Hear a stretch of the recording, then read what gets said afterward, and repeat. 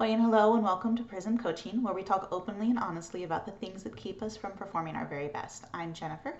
I'm a practicing and certified coach here to share with you why together is sometimes better. If you are a parent of a difficult child, whether it's just a wild phase or a seemingly permanent state of existence, you might feel conflicted about the near endless stream of misbehaviors that need correction. Fortunately, it isn't necessary for us as parents to constantly impose punishments. It's important that your child sees in you a variety of perspectives as they mature and imitate your behaviors. So you are not just a disciplinarian, you're also a benefactor, you're also a teacher, you're also their guardian. When you impose punishments, you might get stuck in a cycle of responding, creating, monitoring, and then enforcing that punishment. More likely, at least I think, that you'd rather be involved in the positive development of your child. So the question I get as a coach is, how do you get out of that punishment loop and into parenting with positive feedback? One way to embrace discipline without punishment is letting your child learn the logical consequences of an action. It's an effective and compassionate form of discipline. When your child is young, this can simply be the natural result of an action.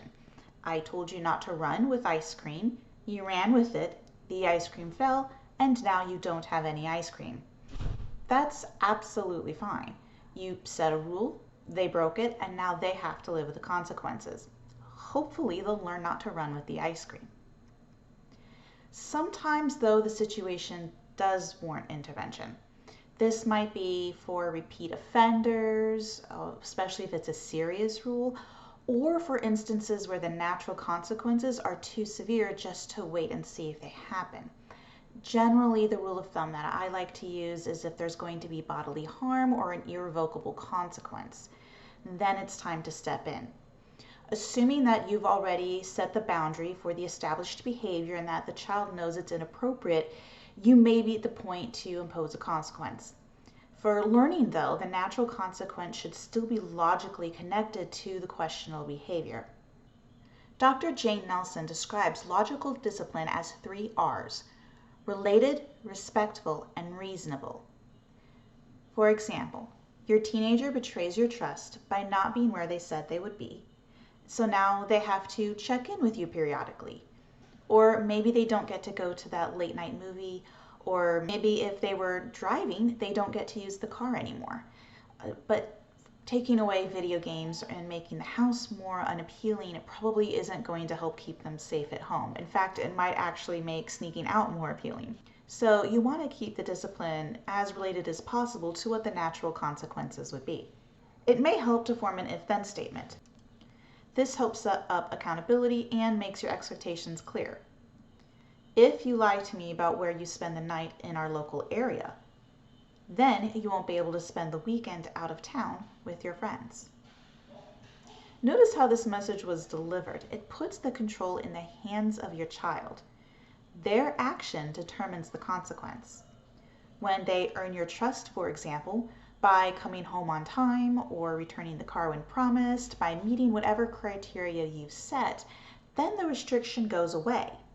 For example, if you arrive home by 10 p.m. every night in the month of May, then you can go to that concert overnight in June.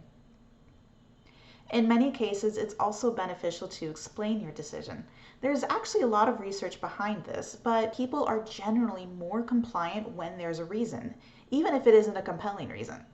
So I might add, if you lie to me, I don't know where you are. You can't stay overnight in another city because I won't know for sure that you're safe. Notice in my delivery, though, that I'm also very respectful.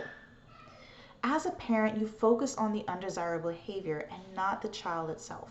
For example, I'm disappointed you chose to lie instead of telling the truth is vastly different from, you're a liar and you know better. Even adults do things that are wrong, so we don't want to breed resentment.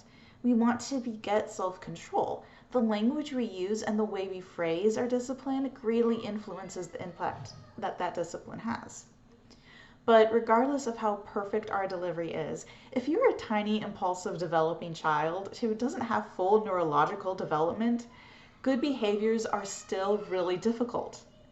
This is where reasonableness comes into play. We don't have to discipline everything. That's how we can be reasonable, that second R of discipline. The lesson the child is learning as a result of correction has to be developmentally appropriate for the child. Sometimes I see little toddlers in public getting spanked or getting scolded for telling lies, and you see that all the time, but developmentally, that's not appropriate for the child. How does a child who doesn't understand concepts like death and responsibility and integrity suddenly going to understand honesty? It's very nebulous for them at that age. Instead, we should be teaching that concept, we should be modeling that concept, and we can help our children experience those concepts in safe ways, but we don't necessarily punish them for simply not understanding them yet. Now, if an 8-year-old is lying and they say their homework's done and it's not, they're at a different developmental milestone. An 8-year-old does understand honesty and the importance of telling the truth. So we might very well impose consequences for the same infraction. Reasonableness also means taking into consideration your specific child needs, so not just their general development. I know my teenage son. I'm not going to take away his video games for a whole month. That would be devastating for him. For him, a week is probably sufficient. In fact, I'd have trouble enforcing it for longer than a week, so for me, I know that's about the maximum length of punishment that I find reasonable. But that brings me to my next point. If you find your punishments are creeping up in duration, it might be time to consider changing their form. So if grounding doesn't seem to be the answer, then maybe losing another privilege is the answer. If nothing seems to work or you feel like you've tried everything, that's one of the primary functions that I as a coach can help you find. And while we're still on reasonable punishment, we don't punish things that are outside of our child's control. If an autistic child has a meltdown, we provide them with coping mechanisms, not punishment. We might discipline a child for doing something dumb and reckless, but we don't necessarily discipline for the emergency room trip that followed. In fact, the ER visit might be enough of a lesson on its own. Natural consequences are a great teacher. Even if we decide that no punishment is necessary, though, we still talk about consequences, decision making, and these incidents with our children. We want to encourage their understanding and maximizing learning with the least amount of hardship, so it is important to have these conversations. Having your child identify what went wrong and, more importantly, what they will do differently next time is extremely effective in teaching discipline. There's also times that require additional help. For example, missed behavioral diagnoses can provide additional challenges, and circumstances that involve trauma may require additional care. In these cases, a coach may refer you to a medical professional or licensed therapist. Needing additional help doesn't mean you're doing anything wrong as a parent, and in fact, is often the best thing that you can do for your child.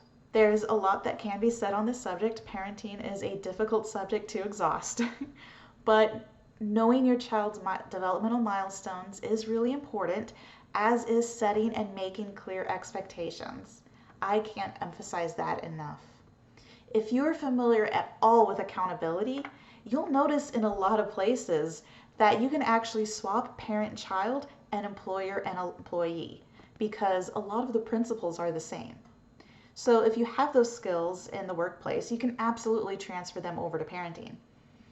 A coach can also help you navigate when those skills aren't transferring, and help you get unstuck with bad habits.